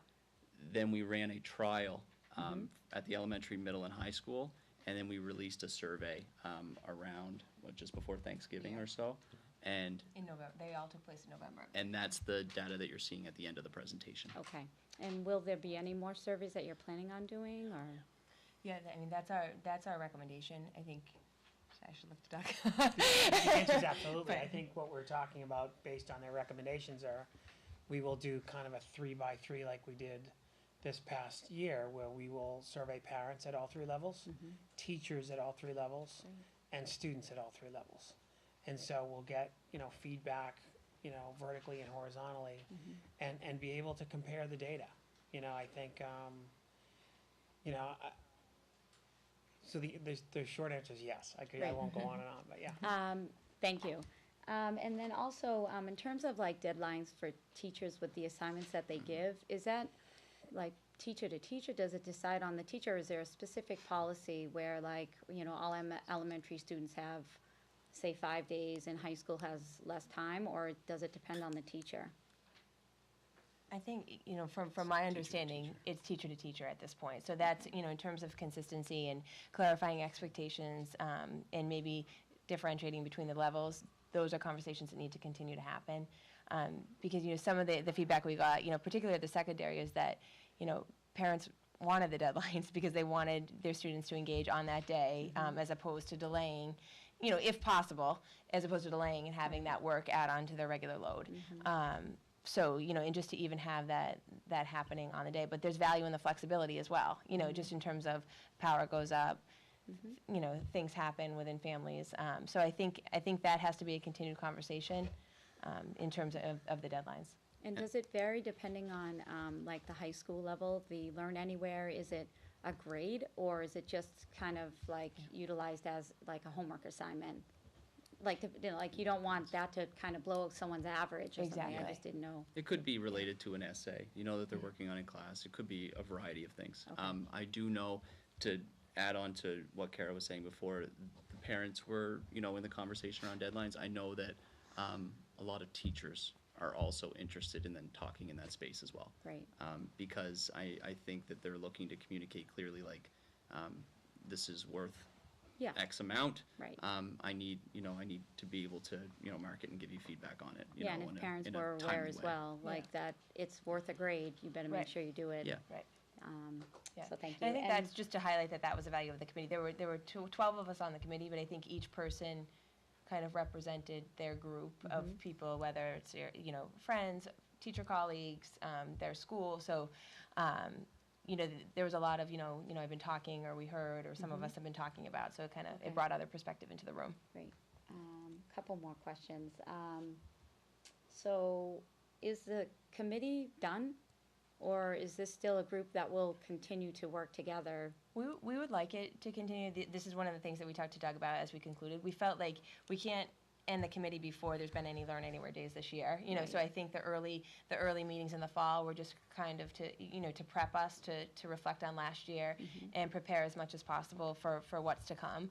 But I think there's a lot of value in the group reconvening at different points, whether it's in the spring or maybe after the first Learn Anywhere day to touch base if we can. I mean, it's challenging with everyone's schedule, but even remotely. I feel like there's an interest in the group in continuing. It's not like a formal contract, but a verbal one. Yeah. And like they're interested in like seeing this through, Yeah. and making sure that they're able to have a voice I and think where it's a it good goes. idea. Yeah. And then with the special education, with the compensatory services, I mean, obviously I know that those are hard to make up because some children, require very specialized individual services. Yeah. So on a snow day, they may not be seeing the person that they need to see in order to maybe get their assignments done. Right. So it's just nice that there's more conversations Yeah. about that and how we can go about making sure that those Right. children receive those compensatory services and they are effective for them. Yeah. Yeah, and I mean, it's always a challenging conversation with related to compensatory services because it's never a full replication of what might have happened that day because just in terms of when they're being offered, the districts do have, some control over if compensatory services are owed, that, we can offer them in this week or this Right. time frame. The qualifications of the provider have to be the same, but it's not always going to be the same person. So there's always that piece to consider. But I think the conversation is moving in a positive direction, And we'll continue that work with the special education department. Excellent, thank you. Yes, Holly? Thanks, Tom. Thank you to both of you. This is amazing work, really, just as a group, and for all of the parents and the teachers involved. Thanks as well. So just a lot of the questions that I had were asked and answered, so thanks to our committee. And I just had a question on sort of going off on what Amy had talked about in terms of communication, maybe at our elementary level. You talked about peer teacher-student interaction and sort of how that looks. It's a little harder to use Google Classroom. I know that my fourth grader used Google Classroom last year, but on the lower elementary levels to make that work. So how does that, student, teacher, parent piece and interaction work? And is there going to be sort of, and I'm not just speaking to elementary, but maybe a little bit of a focus on elementary sort of, okay, we're in December now, and this is sort of, here's the link that we're going to use to send out the work. And, they obviously have email addresses, but sort of what that day will look like in terms of communication and how the student, alongside with their parent or caregiver, can communicate with the teacher to get their work done. So that was one question. And then further on, how that looks maybe in older classes and in the middle school, that peer interaction. Are they using a Google Classroom platform for that? And then also, I was just thinking of this in terms of what Amy said about the distance learning and the services that aren't able to happen that day. And of course, like you've said, it can't be replicated exactly, but I'm looking at that extended year program option, and it would be the district's goal to make sure that maybe during that program, if students were able to take place, I know that's sort of like it's not available for everyone, or it is available, but not everyone can participate in it. But that you would make sure that they had met the goals of their year, maybe during this bridge extended year program, and maybe clean up or get to the goals that were set for them at the beginning of the year or mid-year. So I love that that's being looked at as an option to as special education, to sort of make sure all their goals are met and that parents and students are happy with that. So do you want me to go back to the I can go back to the elementary I can piece. answer the middle Okay. piece.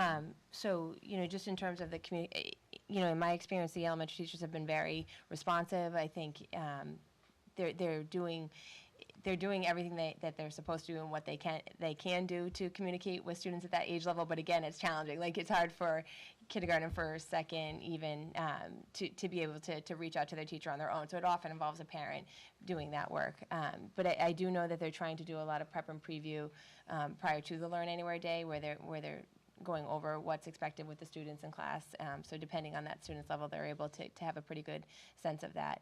I think we talked about that being something we need to clarify just across the district in terms of the teacher access time. And we have to be conscientious of our teachers having children of their own who might be home with them, and but we also know that there's an expectation for them to be accessible. So it's just a matter of that give and take in terms of what's realistic and what's good for all, for the teachers involved, the students involved. But it is just such a key component. So I think it's go ahead.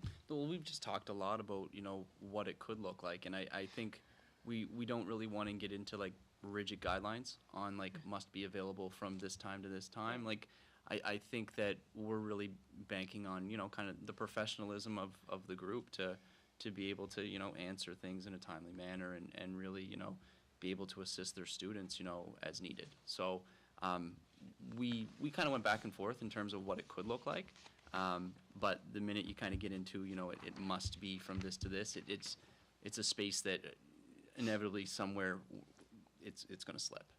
So we really want to be careful where we land that one. But I do think as a general message, just in terms of staff availability, it's something we definitely need to look at, because our students on these days are asking questions. We want to make sure somebody's on the other end to answer them. And it might not be their classroom teacher. It might be somebody else within that classroom space. And across district, it might be another teacher. I don't know what it looks like. but I think the options are out there. Okay, thank you. And do you want me to expand on the special ed piece, or do you feel That like was sort that of was just a just more of a comment statement? part. Comment, Yeah, that's okay. I Yeah. think Amy, asked a question that I had too, so Yeah. I think you've answered it. Okay. It was just a comment that Yeah. I think it's a great option to look at. Thank you. Thank you. Okay, I guess this is a great presentation, and certainly I join my colleagues in thanking everyone on the committee and those who were able to come tonight for really being part of this work. That this is one of those things that we had some robust conversations around last spring. That I think that it's really comes down to something as a good, positive, productive, individualized learning sort of opportunity and idea. You don't discard it because there's some bumps and bubbles and obstacles. You try to pull together and resolve the type of things. And I think that was the impetus behind the vote that we took back in June to give this another try to continue that. And I think we saw some really positive results coming out of your conversations. There's certainly more to do. And I very much appreciate the comments that Amy and Susie made tonight, in addition to yours, of course. But both Amy and Susie were very expressive with some things they shared with the committee and myself personally last spring. So I appreciate those comments very much. It's really enlightening to see the things that are coming out as far as recommendations being made. Notwithstanding, the largest of all seems to be the overarching, clarity around expectations. That certainly was not unfamiliar, nor it's quite glaring. I do have a couple specific questions.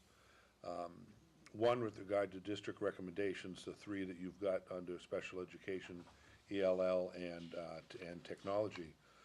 I would recommend to the superintendent and administration that these district recommendations become promises or commitments as opposed to just recommendations. That these are the type of things that I think that parents and others brought to us. You seem to be affirming them as concerns, and as we are moving through just in the area of special education alone, the compensatory services piece, the extended year piece, those shouldn't just be recommendations out there to see where we land. They should be things that we commit to doing. Turn that into an affirming statement as opposed to not just a good idea, something we should take some action upon. Under the ELL thing, one of the bullets was documents to be translated. Is that happening? Or is that one of the things, if it isn't happening yet, then maybe my 2 cents is maybe that's a commitment that we make to make sure that does happen. When that need comes, it's not a scramble, it's in play. Yeah, so translation is happening, as best as it can be in terms of like the variety, the many different languages within the district. I think teachers are making it a priority to translate, to work with district staff to translate as much as possible, but there can be a lot to keep up with. And I think that's something that's been identified just as a district that we really need to look into, just as our community is getting more and more diverse. Our two primary languages are Portuguese and Spanish, so we're charged to really be translating as much as possible in those two languages. But that's not to discount the other families and what their needs might be. So I think our ELL teachers are trying to stay on top of that as best they can. It is challenging, though. So we've been, just looking at that, as well as really effective communication techniques with our families who don't have English as their primary language. So I know the department's been looking at that as well to support teachers and students. Good, because I think that there's an important piece there, that anything that we are not able to provide, we have to look at with some ability toward, I guess, the flexibility that you also referenced. Right. Flexibility in the deadlines, flexibility in appreciation that this is not a replacement for homework. Right. It has an entirely different look to it. I think that it's not due the next day, that it's due days later, with some specificity, I guess, around it is probably information that you gleaned from both parents and students, that it'd be helpful to be some more, time driven. One of the other things that I noted both on the early survey, meaning the June survey, and well into the conversation that you and Kara and Colleen just had, was around the availability of teachers. By and large, the responses back in June were fairly positive. I mean, fairly high numbers. 88, 75, and 82 are not insignificantly, affirming numbers about satisfaction with availability of teachers on those days. That also would be, whatever it's with my experience with my two children, the availability of teachers. So I think that, a bit of a shout out to the teachers, that's there. I think, Matt, you used the word professionalism, and here. That's exactly the word for that. And they need the flexibility to make their day and their family work too. But whatever the parameters are, and the clarity around that, I won't be available these times, or will be available those times, or whatever that is, needs to work for everyone. And it's really encouraging. Continues to be encouraging to see that that's the case. And I think the committee was flexible just with that idea of like, there's an understanding they don't expect teachers to be, available 6 hours a day, but that if some just realistic time frames could be established for, kind of office hours, or, I'll be available during this time, just to continue those conversations. Yeah. Another question, perhaps a point with regard to expectations around the assignments themselves.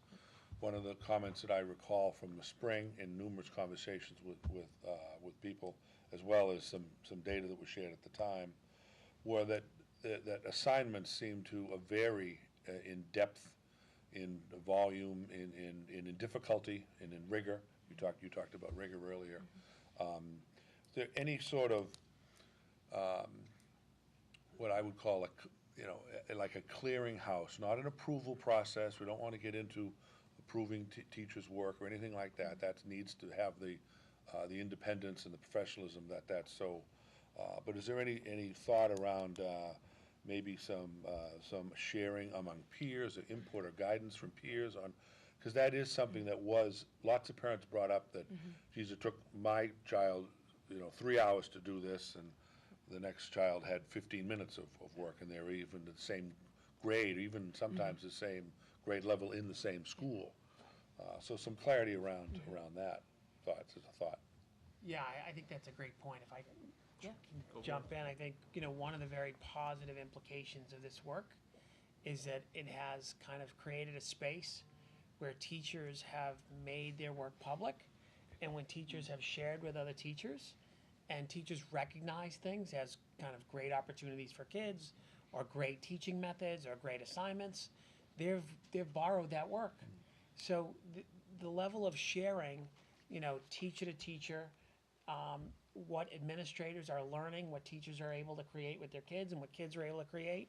So the level of teachers sharing teacher to teacher, students sharing students to students, and one of our areas of growth that we have discussed is actually families sharing, how does your child do work? How do they, and kind of actually setting up opportunities, not only with Parent University, but outside of that, and maybe doing that earlier in the fall next year, so that we can help support families and students as well.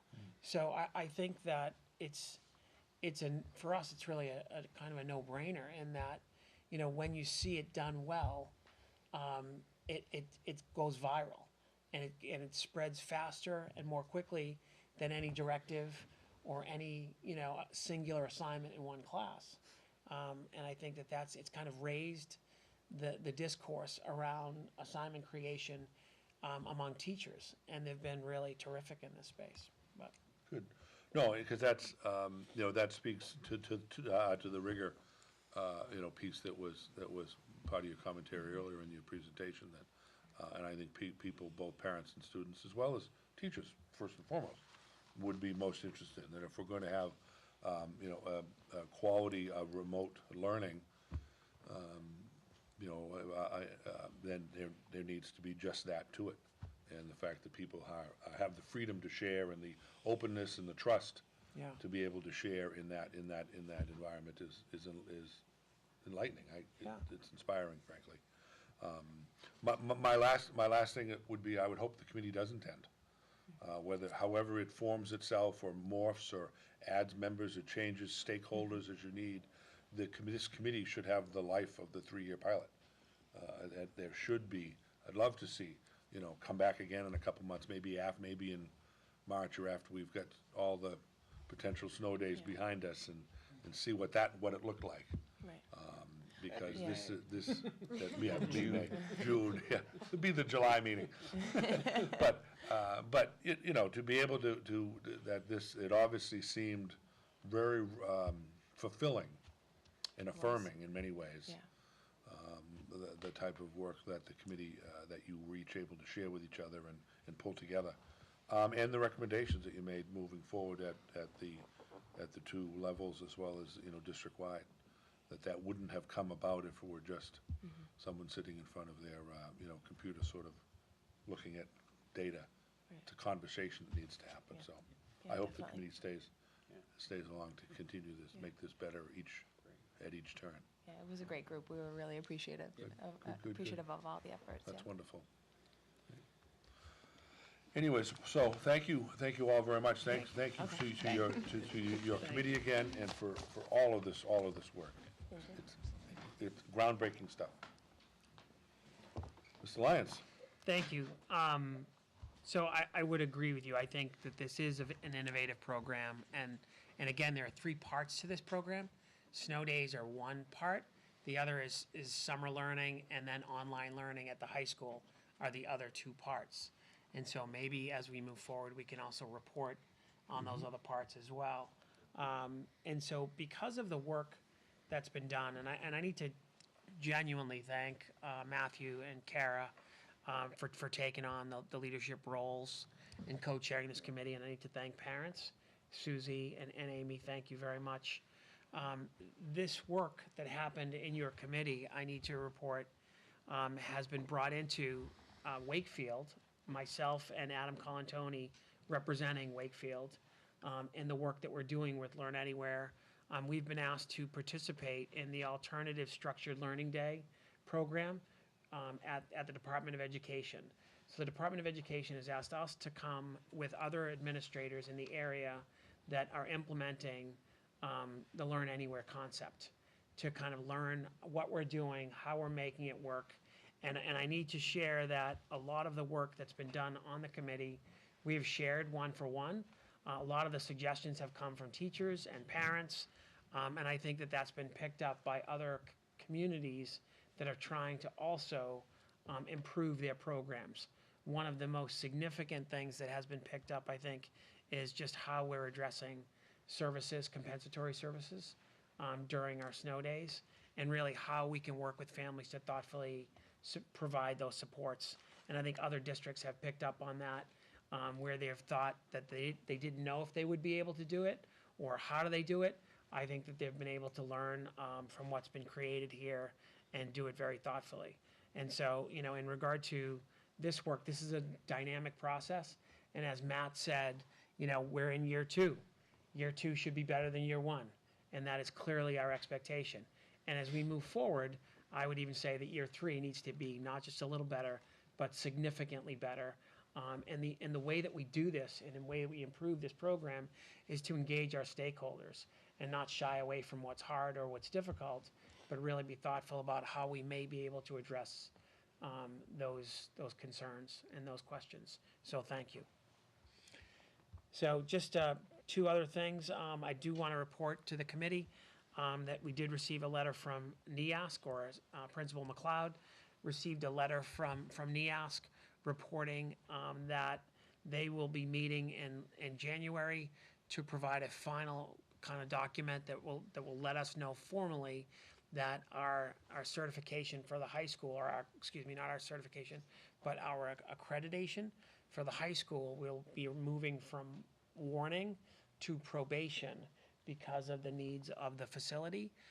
And we'll be talking more about that as we move forward, and as we kind of talk more about facilities, and MSBA.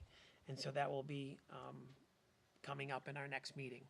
And so, and just to let the committee know as well, that we, Kara and I, have been traveling around to schools just before the winter break here, to do kind of feedback sessions with teachers, just to hear their thoughts as we prepare for the budget, just to hear their thoughts on what they feel like they need in their school.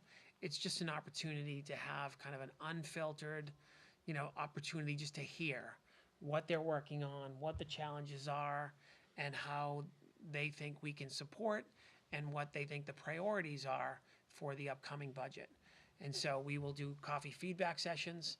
For teachers that can't attend, there'll be an opportunity for them to reach out to us. We'll also be doing a survey as well. So I just want to let the committee know that those are things that we're doing to prepare for budget season. So that's it for me. Great. Any questions for the superintendent? Seeing none, moving on. Subcommittee reports, finance and facilities. Greg?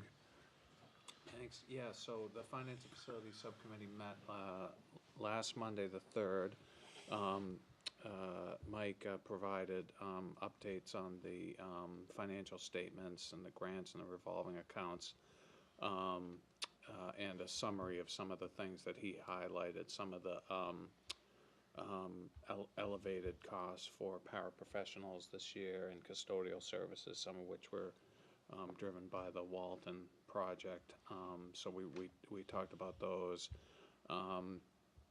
We discussed the potential impact of the FCC ruling on local cable stations and how that might impact WCAT's budget and thus its programs with the schools. So just something to think about. We don't know a lot at this stage, but it could have a negative impact on us if that ruling comes down the way it looks. We looked at a first draft of the FY20 budget schedule, which Doug alluded to, and it just reminded myself that when we met with the town council, that once we filled in the dates for this, we promised to share that with the town council so they can engage too. So I guess over the next few weeks, right, early in January, we should have most of these set. And then, let's see, what else? We talked about the purchase of a activity bus. It wasn't a formal vote, but we endorsed that purchase. Mike and Doug made the case for that. And we're meeting next on January 7th. That's it. Is that replacing the bus that we have or an additional one? It's new, yeah. Okay. Yeah. Like, I'm thinking the one we have is getting a little long on the tooth. I thought it was a replacement for the 2009. So I can't remember. So the new bus that we just purchased is for, transporting students that may need transportation in lieu of a late bus. So it's kind of a savings in two ways. One, we won't be putting fewer kids on a 55-passenger bus, but it's also an opportunity to kind of allow us to increase service as well. So I didn't think it was replacing. Are we replacing? I don't think we're replacing, Matthew. It was, okay. Yeah. Because we have that white bus that Yeah. was used by Yeah. smaller sporting And teams. I hear you that it's yeah. getting long Yeah. in the tooth. I don't know that it's has reached its life expectancy yet. Okay. Yeah. So these are this bus often used by Metco students, Correct. right, and Wakefield Academy Correct. programs. So, Yeah. yeah. So did I miss anything? No. No. Okay. Could you, I'm at a loss, I'm not aware of the FCC ruling. I don't know if I'm the only one in the room that doesn't, but Yeah. could you help us appreciate what that may, Yeah, what I that may don't be? actually. where's Tom? Is he still here? He probably knows a lot more than all of us, but essentially, it would, Here it comes. Here he comes. Yeah, Whoops. no, this is good, actually. Are you familiar with? Yeah, thank please, you. please, Yeah. please join us. Could you state your name for the, Ian McDermott. Yeah. Chief Engineer of Wakefield Community Access Television. Thanks. The current situation that we are facing with the FCC is that through different channels, cable and Wi-Fi companies have gone to the FCC saying that they are being hampered by the restrictions that most communities have, which is their agreements for the use of telephone poles and things like that. So they have gone to the FCC and they have complained that this is restricting the ability to build a 5G network in this country. To that effect, the FCC says, okay, we're going to look at this, and as a result, they changed and restructured a number of things that all relate to how municipalities can deal with cable and Wi-Fi companies coming in looking for contracts to be able to use municipal poles and everything else.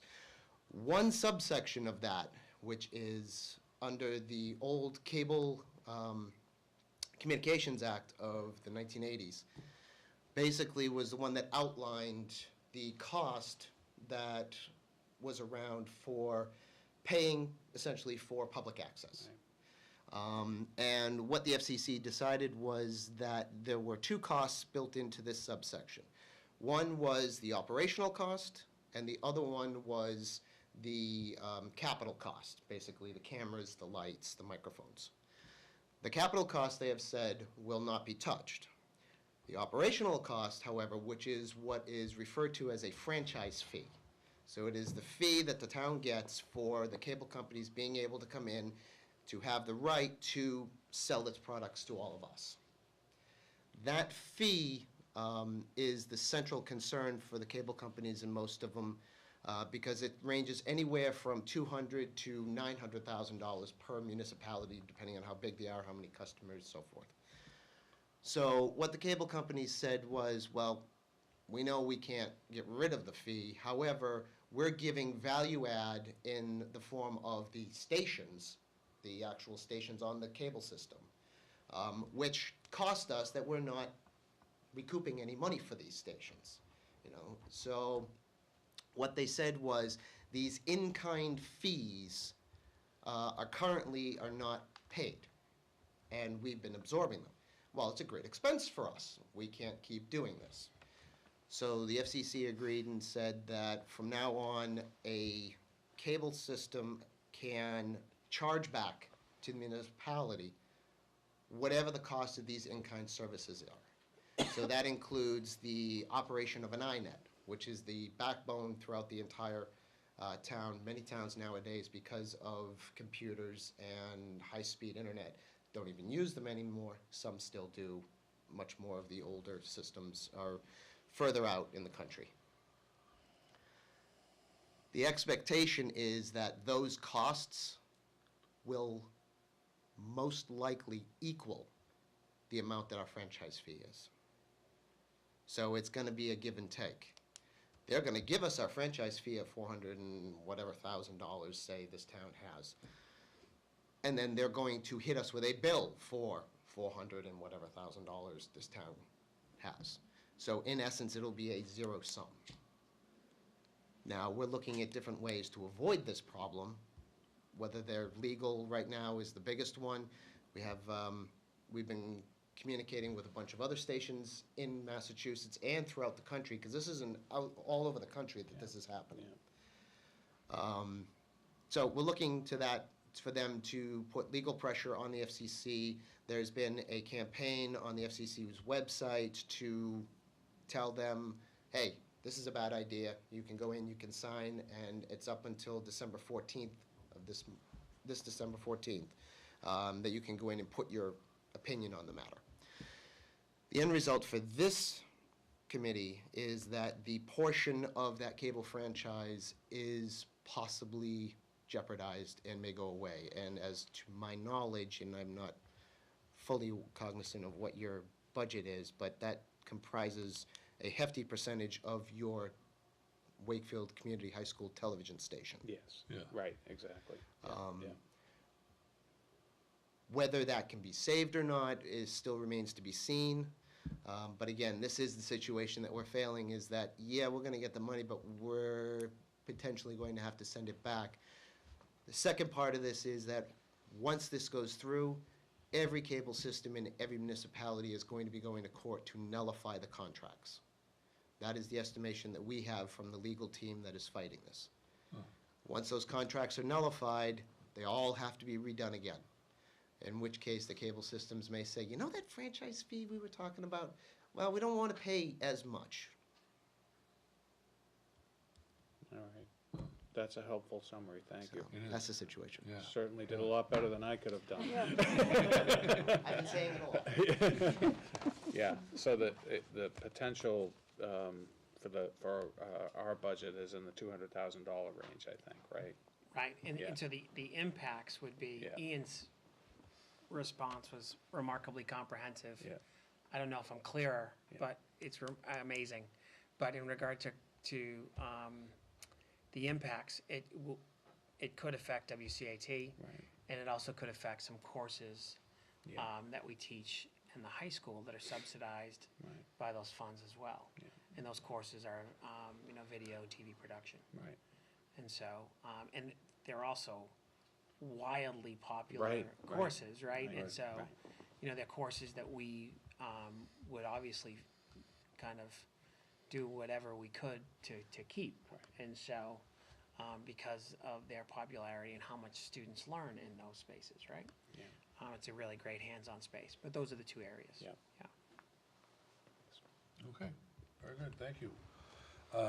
Under Labor Relations, the Labor Relations Subcommittee will meet prior to the end of the calendar year. And then we begin in earnest with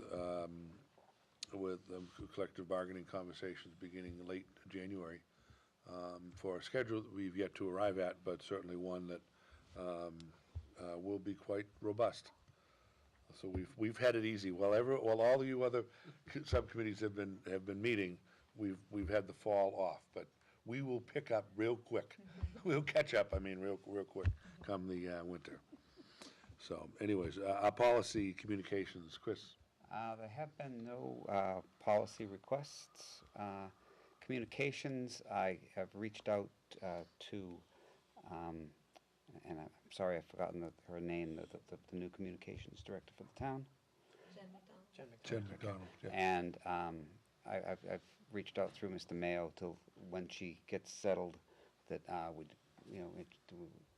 we need to start talking about that partnership that he brought up last week. Great. Student Services, Ann. Well, I'm happy to report that we win the number of meetings We certainly do. per Doug, since he goes to all of the subcommittee meetings. He said we get the gold star, so yippee. Well, congratulations. Thank you. I'm also happy to report that we had a couple meetings. Our latest meeting was December 6th. And we've sort of approached our charge for the foreseeable future and looked at it in terms of what's our question that we want to answer in terms of student service needs.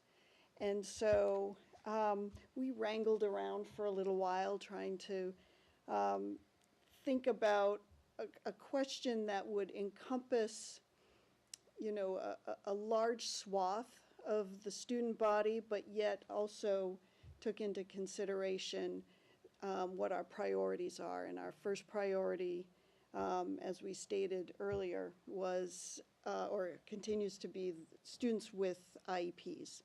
So what we're going to do is we're going to do some investigation and gather information and data on this question, and it is, what are the social, emotional, academic, and behavioral needs of students with IEPs who are transitioning from grades 4 to 5 and grade 8 to 9.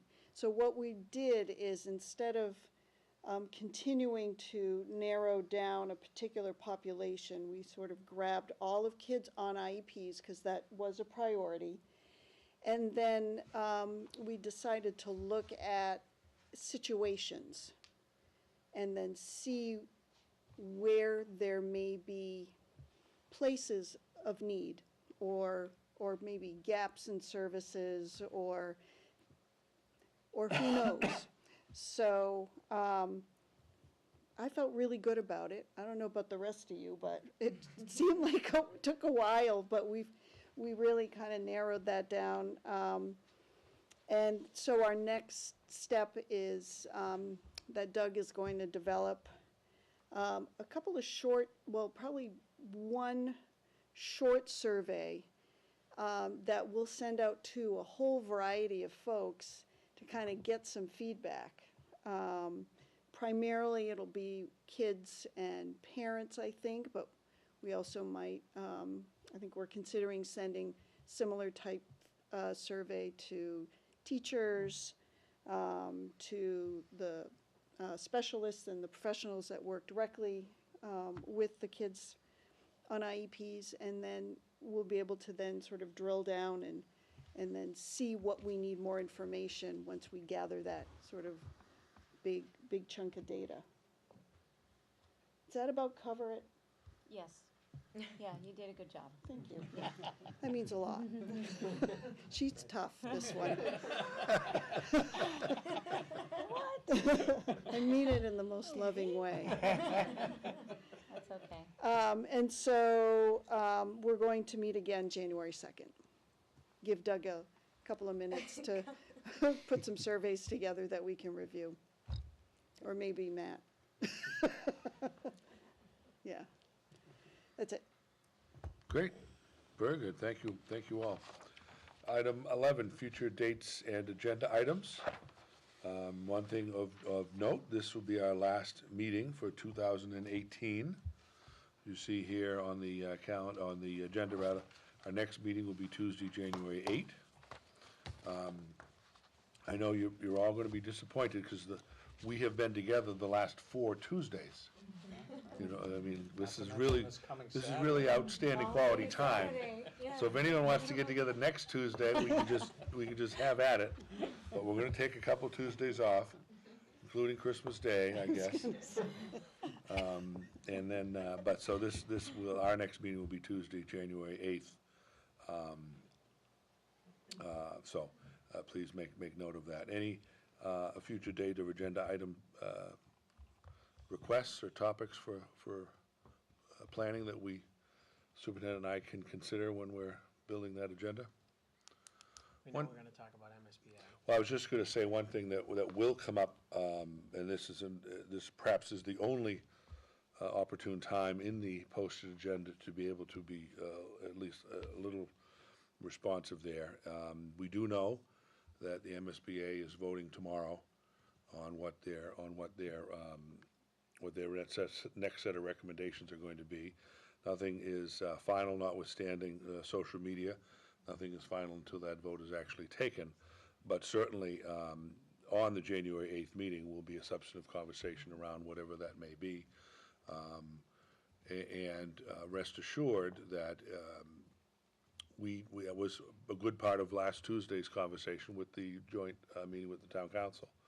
Regardless of what MSBA may tell us and what our spring looks like, whether it's an affirming vote to move forward or not, we still have some real planning and thinking to do. We have been thinking about that, and there's been lots of conversations about options. So some of that will become more real in a couple of weeks when we meet next. So. Okay, going around the table, school committee comments. Let's start. Amy. Nothing really. I just want to thank the public for coming here tonight and creating more conversations about Blatsfield. And I look forward to having that being placed on the agenda so that we can talk more about it. And the Learn Anywhere presentation as well. It was very informative, so thank you. Ann? I'm good, thank you. Greg? Just on that, made me think that perhaps when we do bring the parents around Blattsfield back, could we maybe also have our athletic director and/or facilities director, some sort of perspective director. from the staff? Yeah, some director. Some Right, director. right, right. Just, yeah, that would be helpful. Thank you. Chris?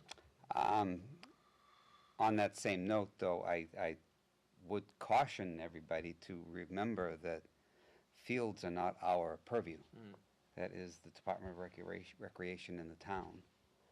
We can certainly endorse and support ideas, and I certainly want to hear more, but it's not our decision to make. I would foresee that to likely be something that comes up on a town meeting warrant or something. So it's not really we're not in control of it. So. And with that, also, I'd like to extend our wishes for a very happy holiday season, and we'll see everybody back after the first of the year. Very good. RJ? Just want to thank everyone for presenting and speaking tonight. It was very informative, so thank you. Colleen? Just thanks to all who came, and wishing everyone great holidays and Happy New Year as well.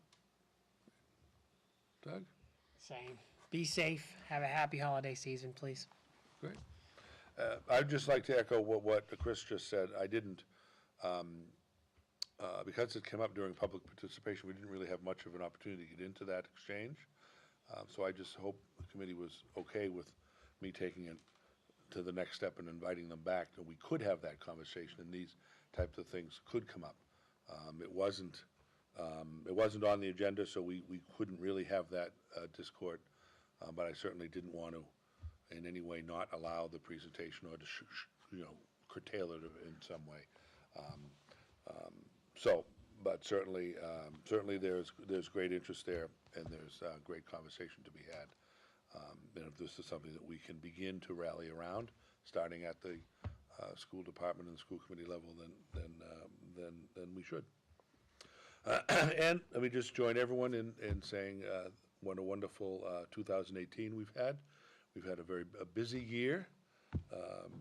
Lots of both small and large sort of changes have occurred this year, which have made hopefully the community in this district only a better and stronger place. I thank and grateful this time of year for being a colleague among each of you. It's a pleasure, and the superintendent is finishing 6 months or thereabouts.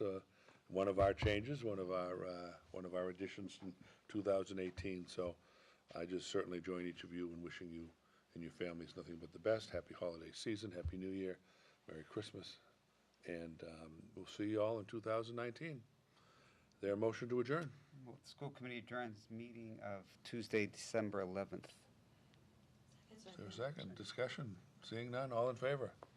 Opposed? Passes unanimously.